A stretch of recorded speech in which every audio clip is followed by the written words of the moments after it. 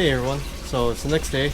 I actually wasn't able to finish what I was able to do last night, but started off this morning and completed what I need to do. So I brought the car into the garage and we're actually going to do an alignment on the car. So as you remember from the video, this is the string alignment that I designed. I still need to go ahead and adjust it so that it fits properly to my car.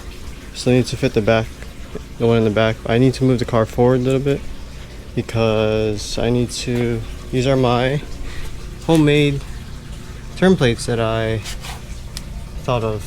Actually researched, trying to do DIY turn plates, slip plates, and someone suggested the idea of rubbish bags. And so these are like the very heavy duty contractor grade rubbish bags, and I just kind of fold it a couple times, and they're pretty slippery. There's no grease in between or anything. It's just plastic on plastic. So I bought a whole case, so I had made one for each corner of the car. But yeah, so I just need to adjust this real quick, bring this conduit pipe up so it's centered with the wheel. But everything is already torqued down. Wheels are already torqued down. The top half over here, this guy, there's a nut over here, that's already torqued down. So everything is good to go. I've already gone ahead and loosened the tie rod. Just remember, I installed the tie rod. So I'm gonna go ahead and adjust that so I can adjust the toe. So here I am. I'm just installing the rear of the string product that I designed and built. And this is for the rear. And I'm just adjusting it using a, as you can see, a bubble level, just to make sure everything is nice and level and square with each other. And it's just a lot of back and forth, just making sure, you know, everything kind of sits good and is all squared away with each other.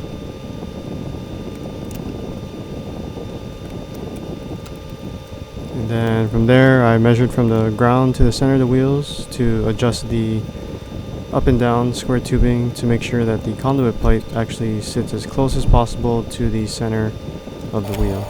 And then basically the same thing for the front, just adjust the square tubing so that they're nice and square with each other. And once that's all adjusted, then you can actually run the strings from the front to the back conduit pipe. And there's those notches that I put into the pipe, and that's where the string sits in to allow you to measure from both sides of the car. So I just set the rear. Right now I'm going to do the front. So what I'm trying to do right now is I set the strings up so that they're both on the same notch on each end. So I have 4 notches, each one about 3 inches apart. And so I have it on the second notch on this side, on the passenger side, the same thing on the driver's side. And it's the same notch on the back side, which is also the second notch on the pipe. So I've already set the string so that it's equal from the center of the wheel to the string on both sides. So I know that side is good. So now I'm going to go ahead and set the front so that they're parallel on each side. So what I'm using is just a ruler, and I have like this bubbler level gauge that's magnetic. So then there's a cutout here where there's a bubble, and it allows me to keep the ruler even horizontal so that I can ensure that I'm parallel with the string and the center of the wheel. So then that allows me to keep it straight, and I know I'm not measuring, like say this is a string, I'm not measuring like this or like this, but I'm actually measuring straight on. So that's what I'm going to do now. I'm going to align the passenger side and the driver's side so they're equal to each other.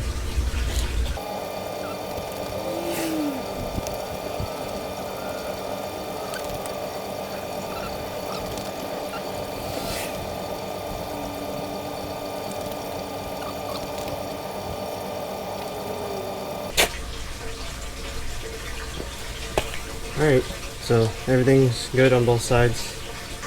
The strings are parallel to the wheel on both sides. So I'm going to go ahead and make one final check all around, and then we can go ahead and start making adjustments on the toe, making sure my alignment on the toe is correct. So now that we know that this string right here is equal distance to the center of the wheel on both sides, now we can go ahead and start measuring and comparing the toe. So what you're going to do is you're going to measure from the front side to a set point on the wheel, keeping in mind that you want to keep this ruler parallel. Right, so I'm measuring 2 and 30 seconds. And on the back side, we're measuring 3 1/4. So that's pretty big. It's a pretty big difference in toe. Right, so if we write it down. Right, so this is my measurements right now. So see, this is front, I should say. Right, so this is the front, this is the passenger side, the driver's side. So we measured 2 and 30 seconds from the front, for the front of the wheel, and then 3 1/4 on the rear side. So that shows how much toe in the front is, which means, right, the measurement in the front is smaller than the one in the rear, meaning the wheel is actually toed in. So there's a lot of toe in right now. So what I wanted to do is actually make it so that it's only slightly in, about a 1/16 of an inch in, because I noticed there's a lot of wear on the outside as well as the inside. It's an uneven tire wear, and so I wanted to correct it, and also because my steering wheel is actually kind of messed up too from the last time I did an alignment. So I'm going to go ahead and do the other side, record the numbers down, and then we'll go ahead and adjust the toe. I should also note that my steering wheel is also being held straight by my good old helper. I put a smiley face on him, knowing that he's happy to help me.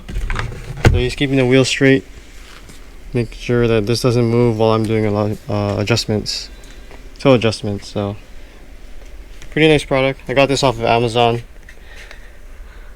So you just adjust it up and down, and then there's these grooves that hold the steering wheel in place, so it's nice and tight. So thanks, little buddy. Alright, so fiddling around a little bit more, finally got things settled. So what I came up with was, so I had to readjust the centers. So from the center of the wheel to the string, it's actually 3 and 39/64 inches.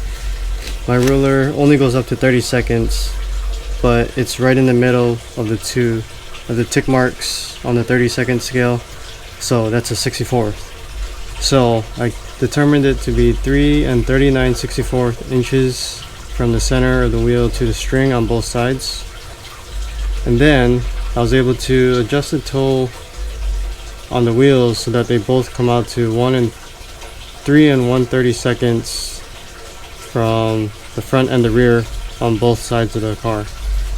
So now I want to adjust the toe so that I get a 1/16 of an inch toe in on each wheel. Right, so from 3 and 1/30 seconds on the front, it's going to come down to 2 and 31/30 seconds, right, because that's a 1/16 in. And then on the rear of that front wheel, it's going to be 3 and 3/30 seconds, because it's coming in a 1/16, so that means the rear of the wheel is coming out a 1/16, so it's going to toe in. Right, it's going to toe in. Same thing on this side, it's going to be the same measurements. So by having a 1/16 of an inch toe in on both sides, I'm going to get a total of 1/8 inch front toe in total. So now I'm going to go ahead and adjust the toe on the front of the car on both sides, and then make sure that it matches these numbers, and then we should be good to go. I also wanted to add in that I did the same measurements on the rear wheels of my car, making sure that the center distance from the wheel to the string is the same on both sides. And I know that I didn't talk about it in the video, or I didn't show it on the paper with the measurements I took, but it's essentially the same process. Just take a ruler and measure from the string to the wheel. And while I can set toe in the rear, it's actually a little bit harder on this car because it requires the use of shims versus like a link that allows me to move it in and out easily like the front. So for my car, I actually didn't adjust the toe in the rear and just left it as is.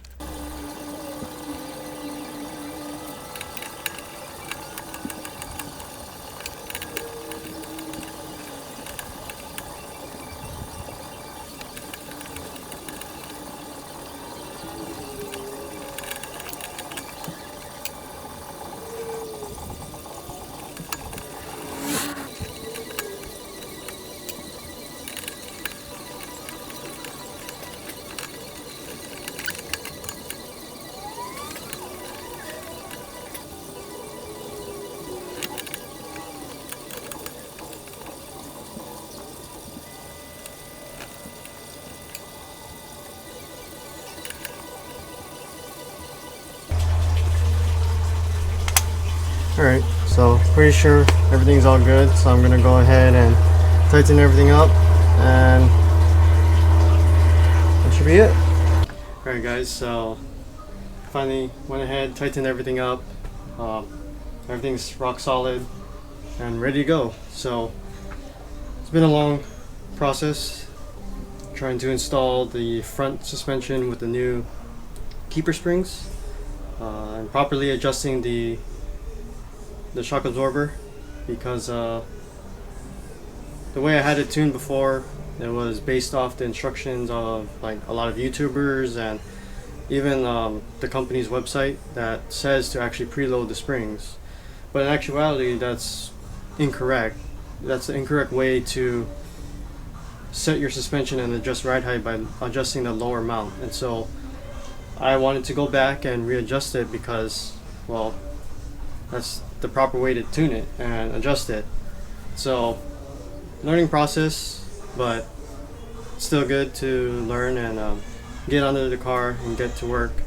And it's also helpful for me because I'm trying to teach other people and trying to let them know that, hey, all the videos out there that tell you how to install a suspension and everything, they're possibly, I'm fairly certain they're installing it wrong, because they're relying on the bottom mount to adjust the ride height, which is incorrect. So trying to help provide as much accurate information as I can, but nonetheless, the car is all tuned.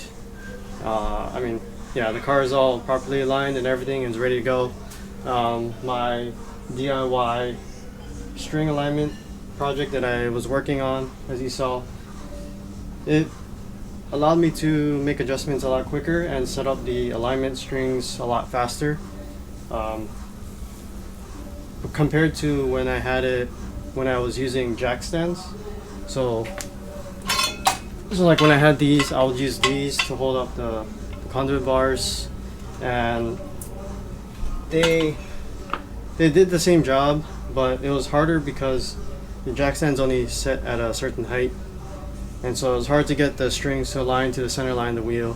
Versus with these guys, I was able to fine tune the adjustments where I was able to get it spot on the middle of the wheels. And I mean, I got down to a 64th of an inch, which is pretty accurate. I mean,